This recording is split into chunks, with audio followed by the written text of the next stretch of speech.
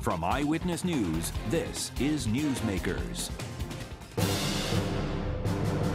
The new year marks a fresh legislative session at the Rhode Island State House with some familiar faces in top positions of power. Both House Speaker Nicholas Mattiello and Senate President Teresa Pava-Weed were once again selected to lead their respective chambers, but Mattiello has a new top deputy at his side. Warwick Democrat Joseph Shekarchi is now House Majority Leader. What will emerge as their top priorities, and will lawmakers need to brace themselves for major changes out of Washington? Our guests this week on Newsmakers, House Speaker Nicholas Mattiello and House Majority Leader Joseph Shekarchi. Welcome to Newsmakers. I'm Tim White. Joining me on the program from WPRI.com, reporter Ted Nesi. Speaker Mattiello, Leader Shekarchi, Happy New Year. Thank you for coming on the show. We appreciate it. Look, we have a lot of policy questions we want to talk to you about. New session, so lots to talk about, but we're going to get this out of the way first. Mr. Speaker, we're taping this on a Thursday. Yesterday, the GOP amended their complaint with the Board of Elections against former Republican state rep candidate Shauna Lawton. For our viewers, in essence, they allege a campaign mailer endorsing you over your Republican opponent, Stephen Frias, was paid for by people with ties to your campaign. In a statement, Brandon Bell, the chairman, said, quote, "The most powerful politician in Rhode Island is not above the law and should not get away with breaking it." What's your response? My response is that, as I've always said, I didn't like the mailer. I never met Shauna Lawton. I hope to someday after this all passes. She's a constituent. I appreciated her support. Never met her, never talked to her. Didn't like the mailer, and we'll let the folks that are dealing with that deal with it. That's a campaign issue. Tuesday was first day of session. We've got a lot of work to do, so I've transitioned into governing mode. And Brandon Bell is a campaign guy. Right. His only focus is politics. My only focus right now is governance, so we'll let that play out. We'll transition as well, but let me just get just a specific question out of the way. Just before the mailers went out, Lawton disclosed she received donations from a Victor Pichette, if I'm pronouncing that right, and Teresa Graham. Do you know these people? I don't know those people, but I believe folks that I do know those people. I don't know those people personally. They apparently might have had, Bell alleges they have ties to your campaign staffer, Jeff Britt. Any knowledge of that? Have you talked to Jeff about it? No knowledge of that. Jeff right now is on vacation. I think he's out of the country, so I have not spoken to him. You tell him to get out of the country. Get out of touch. All right, we want to talk about governing. We want to talk about the car tax. Obviously, it's a big topic of discussion. You put it on the agenda, Speaker Mattiello. Leader Shekarchi, I'll ask you this one. The Speaker was telling the reporters the other night, we were pressing him, how are you going to pay for it? $40 million a year, roughly, if you phase it out over 5. And he said he's looking to growth in revenue and economic growth. But if that's not enough, where would this leadership team look to cut, or would you raise other taxes? I mean, is there a plan B on that? Well, it hasn't been determined yet. We've got a great fiscal staff in the House, and they're working hard on it. But I'm confident that we will grow. I think the economy's good. You see things turning around. You see Johnson & Johnson's coming. You see Virgin Pulse coming. You see Wexford coming. There's a lot of jobs coming. It's a good sign for the economy. And don't forget, the voters did approve, I'll bet closely, but it did approve Twin River, a new facility in Tiverton. When that comes online, we're expecting additional revenue. So I think I'm confident that the Speaker's assertion that we'll be able to grow our way into doing that will be a good thing. And if not, we'll look at it. We'll look at everything. There is enough room to put together a responsible budget without hurting any constituency, but also addressing the car tax issue. Yeah. Go ahead. Do I expect this to be easy? No. I've been in the General Assembly 10 years. I've been Speaker of the House for the last 2.5 years. We've had to deal with and address difficult budgetary challenges, but we always do. I have a great fiscal staff, as the leader has said, and I am very confident we'll be able to do that. A lot of folks want to say no, and there's probably 1,000 good reasons to say no. But there's really a great reason to say yes and to get it done, and that's to be fair to our constituents. It's a regressive tax. We're one of the highest in the nation, and in that regard, we're an outlier. It's inappropriate. It's not fair to treat your residents unfairly, and that's the best reason to address it, and I feel confident we're going to be able to. So rather than say no, no, no, no, and look at all the reasons why you shouldn't, Why don't we look at our constituents first and say, let's get this thing done, and we're going to get it done. You mentioned fairness. The Senate president has suggested it might be unfair for the state to just replace all the revenue the cities and towns currently collect, because that means effectively the cities that already have high car taxes, like Providence or Cranston, they'll get a lot more money than a place like Newport, where she represents, that doesn't have high car taxes. What do you say to that argument, that it's not fair between the municipalities? That's actually not accurate. The municipalities are going to get no more money. Every municipality is going to collect exactly what they are today. It's the constituents that are going to get reimbursed for what they were paying. So no community is going to get more money than they are right now. Some communities have higher tax rates, but that was in effect the last time we tried to phase it out, and I'm pretty sure the Senate president was in the Senate at that time, and they had different tax rates. Listen, the fact that some communities have different tax rates is an additional reason why you may not want to do it. An additional reason why phasing it out is complicated. But as I've said, it's hard, it's complicated, and that's exactly what we're there to do. Fix and solve complicated problems on behalf of our constituents. It was designed poorly from the very beginning, so the solution's not going to be perfect. Doesn't mean you don't look for a solution. We're going to find the solution. We're going to give tax relief to our constituents because they deserve it. I'm having trouble with the math on that. I'm sorry, Leader. I'm having trouble with the math on that. You're saying communities won't get more money, but if you're taking away the car tax, over a certain amount of time, that community is receiving less money.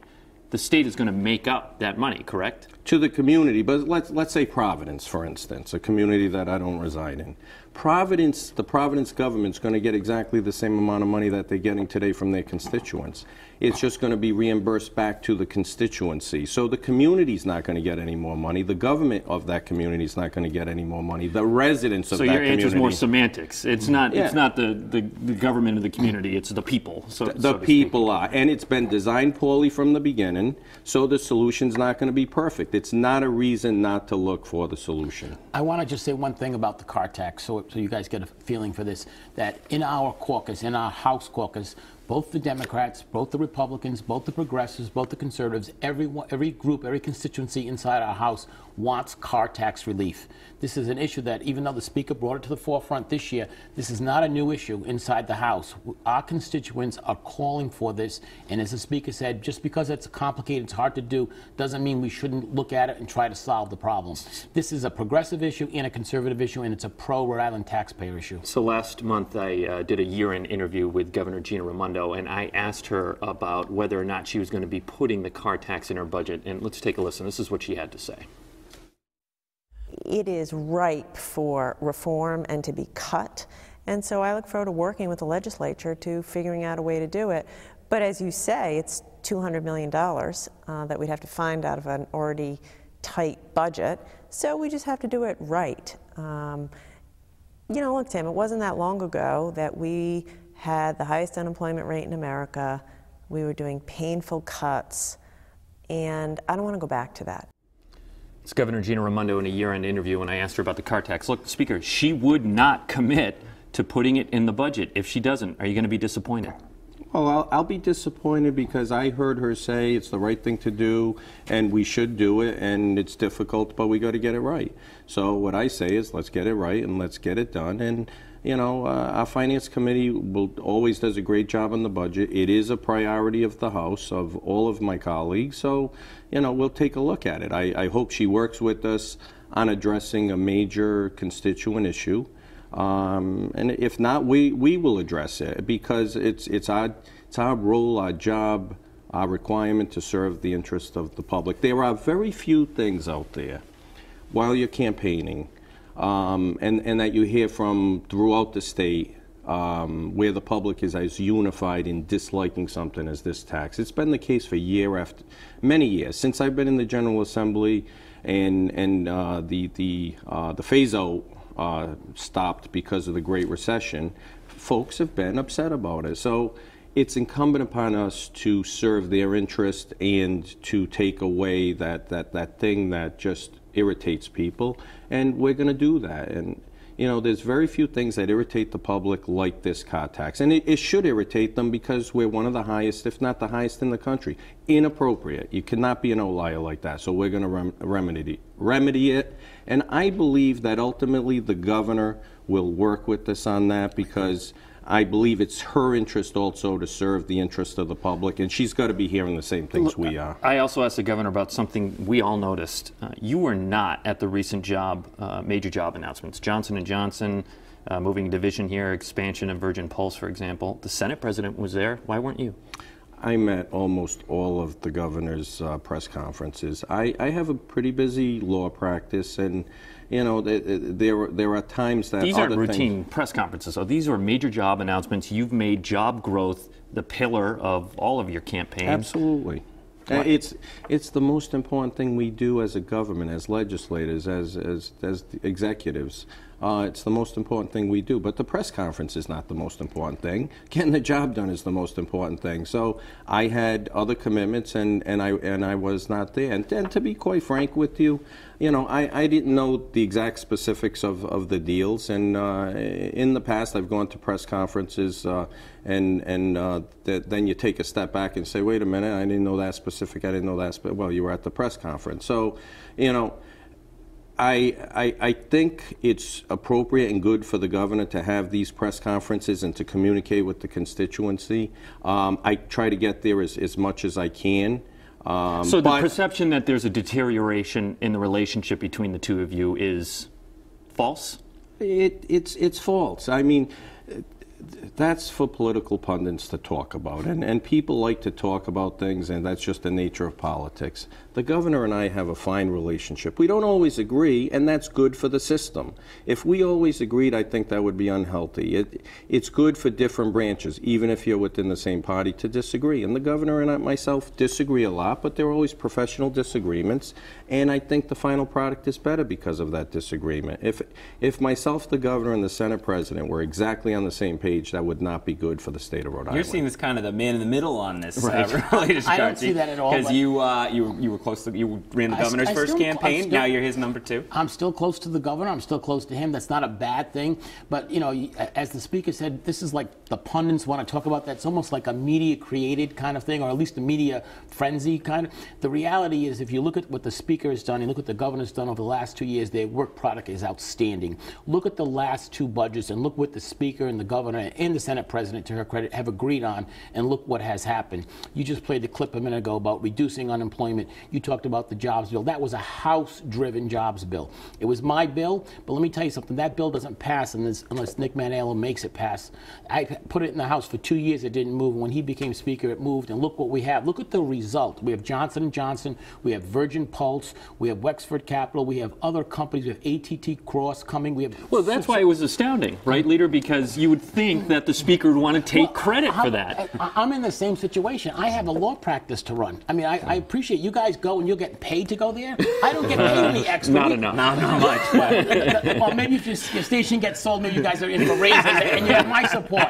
But the reality is that we have a practice to run. And when the legislature is out, that's when I have to make money, and that's where I have to, book my clients and book closings and go to hearings. And the speaker's the same way. We put a lot of time in, and I love the job as he does, but we don't get paid any extra for putting extra hours into the state house. We don't get overtime, so you have to make a living and make a practice. And it's not about, and I think the leader would agree with this. It's not about the money or the overtime, but we have a lot of conflicts. I'm usually booked for 3 places at the same time. If it was a matter of crafting the remedy to a public policy issue, to creating jobs, that would have been first priority. If it's a matter of getting the credit for having done the good work on creating the good public policy, that's not the most important thing. Getting the credit's not the most important thing. Serving the public is. So, if I have a conflict, that's probably when I have to earn a living to support my family going to take priority. But serving the public and creating the good policy and doing the good work, I would give that priority over everything. Taking the credit part's not so important. All right, we're going to take a break here on Newsmakers. Still a lot to talk about with our guests, Speaker Mattiello and Leader Shekarchi, including legalization of marijuana. Stay with us. You're watching Newsmakers.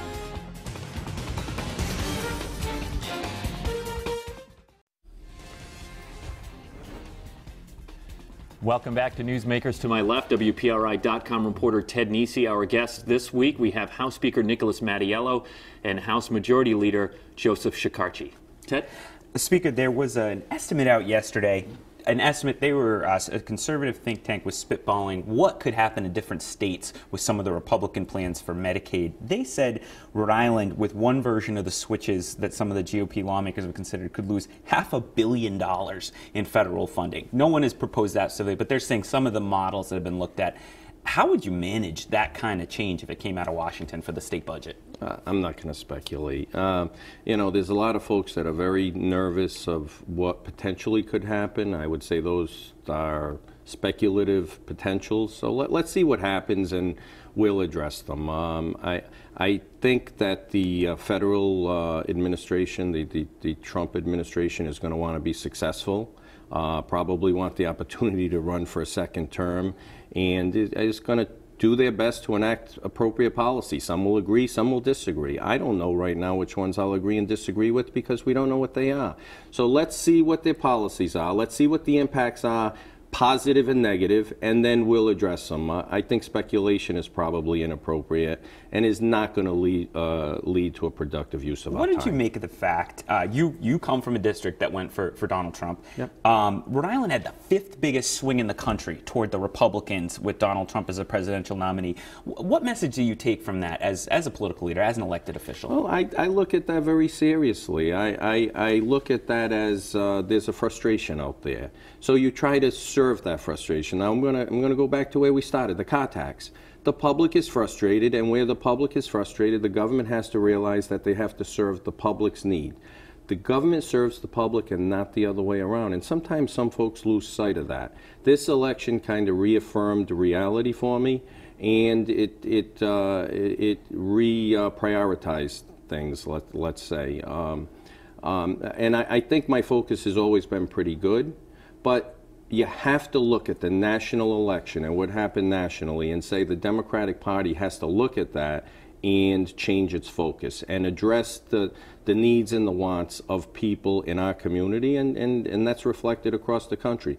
People want change. I think people want a government that's more responsive and that serves their practical needs. Leader, pot is now legal in Massachusetts. Should Rhode Island follow suit this year? Don't know yet. We'll have to go through the process, but Massachusetts has delayed implementation for 6 months. We have to look at that carefully. We have to listen to it, go through the committee process and the hearing. I'd like to point out for everyone who talks to me and says they want to legalize marijuana, there's someone who says don't legalize it. So there's two sides of this. We have to be cognizant of that. We have to see what the long-term effects are. There are medical professionals who don't want it. There are business advocates who do want it. So we'll look at that process. We'll go through it. One thing I want to point out, you talked about Washington. We have an Attorney General designee who has stated on the record that he wants to eliminate that, put a federal preemption in. So we have to wait and see what Washington does, and I think that's why Massachusetts delayed it for 6 months. So we'll need to look at that and study it, and that will be one of the bills that we'll consider and one of the issues we'll consider very strongly this session. Go ahead. And I think the other important thing to consider is the House of Representatives and the General Assembly goes the way the public goes.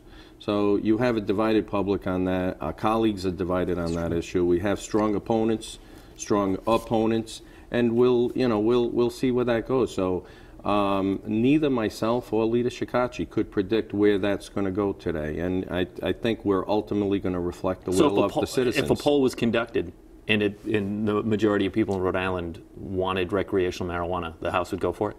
Well, you'd have to see where, you'd have to look at the poll where the citizens are going from. Because, question the science. Because well, who does the poll? Who does the poll? Who does the poll, and geographically where are all the people? If all the people in one community want it and the rest of the state doesn't, the members spread through the chamber are still going to be more opposed to it. And usually you get big areas going one way and the urban areas going a different way. So we'll have to see what it looks like, and I'm not going to predict which way it's going to go, and I can't even predict right now how our constituents feel about it. So we'll see, and I think we will reflect the will of the people, or we're going to do our best to reflect the will of the people. Speaker, I want to ask you about something. We've asked the governor about a number of times, but I don't know if I've asked you about this. Dan McGowan reported this week the latest city audit for Providence shows their pension fund is now only 25% funded, even after a couple of years of growth and the stock market's up.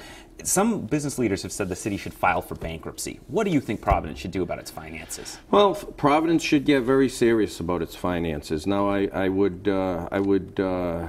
ask the administration to really take a good look at it. I mean, the state has tools to look at it. Do you think they should be using those? Well, they have to go in, do an assessment. I don't know if they've done that yet. I'll at some point communicate with the governor about that. But they should go in, do an assessment, and determine what's appropriate. We've done it in East Providence, Woonsocket, and other communities, and we should go there and make sure that our capital city is sound. And if they're not sound, take appropriate action. The state does have tools, so the administration is absolutely going to have to look at that. And I don't know what the assessment will disclose, so I just think that with the concern, the assessment has to be made. Leader, I'll ask you this first. Roger Williams University issued a report that came out today, we're taping on a Thursday, that concluded driver's licenses for undocumented immigrants would lead to safer roads and potentially better economic opportunities. I know where the speaker stands on this, unless that report has changed your mind in any way on licenses for undocumented immigrants. You still lukewarm to that? I reflect the will of my constituents in Cranston on that particular issue. Which is no. Yeah, I believe my constituents would be firmly opposed to it. That's a very important no. He's the House Speaker, as you know. Where do you stand on that? I don't have a particular strong feeling. I'd love to see the report, so if you have it, you can send it to me. I'll look at it. I'm willing to listen to it. Obviously, my role as Majority Leader, I see as kind of like a Vice President. I support the Speaker and obviously his position. But in terms of my personal views for my constituency, it's not a big issue in my district. I haven't heard about it from a lot of people. If the documentation is valid, then it was something I'd look at and consider. I don't have a strong position for or against it.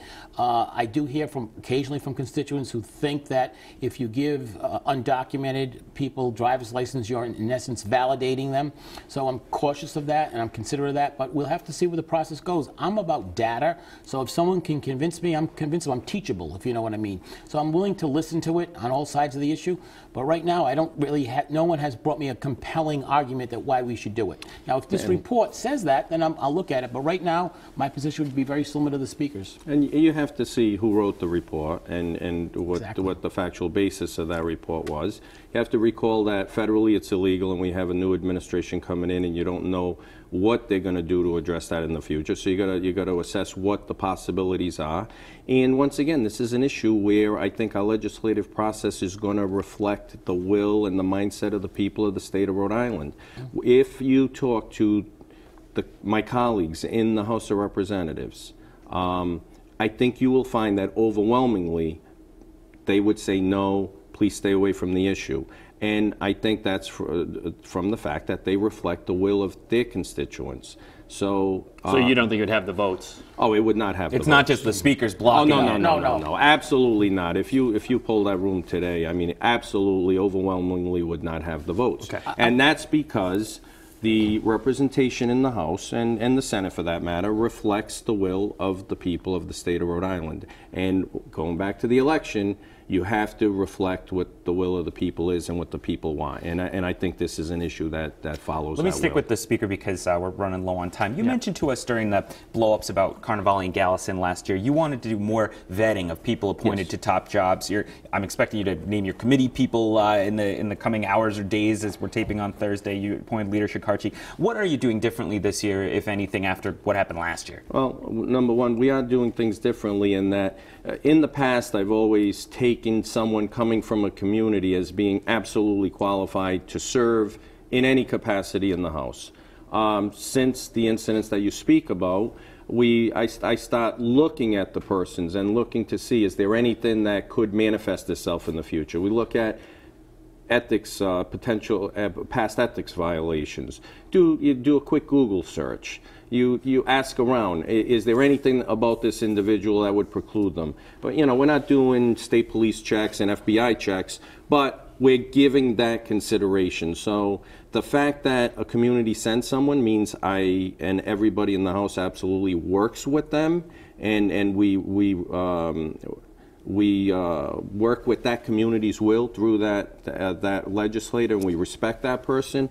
But in terms of moving up in leadership, if there are questions, we now take those into account. Where in the past, I just respected the will of the people in sending that person. I always believe that if the public vetted them, that was good enough. We now have an additional screening process where I'm looking at the potentials in the future. And you know what? You can't predict the future, so our process will probably not be perfect, but there will not be anything that I know about in putting someone in a position of responsibility that would be indicative of a problem. If a problem occurs, it'll be out of the blue with no potential for knowing. And congratulations, Joe Shekarchi. You made it through that vetting process. I'm happy. He squeaked by. Thank you. We have less than a minute left, and I got to ask you, you know, we hear about who might run for Attorney General in 2018, your name comes up. Is that something you'd consider? Absolutely not, and I would support Bob Craven if he ran. He is a dear friend, eminently qualified chairman of the House Municipal Government Committee, and he's talented former Attorney General himself. Are you endorsing Craven? 10 seconds. I have the world's respect for Bob Craven. He's one of the most substantial men that I know, so if he ran, I would. We'll see you next week on Newsmakers.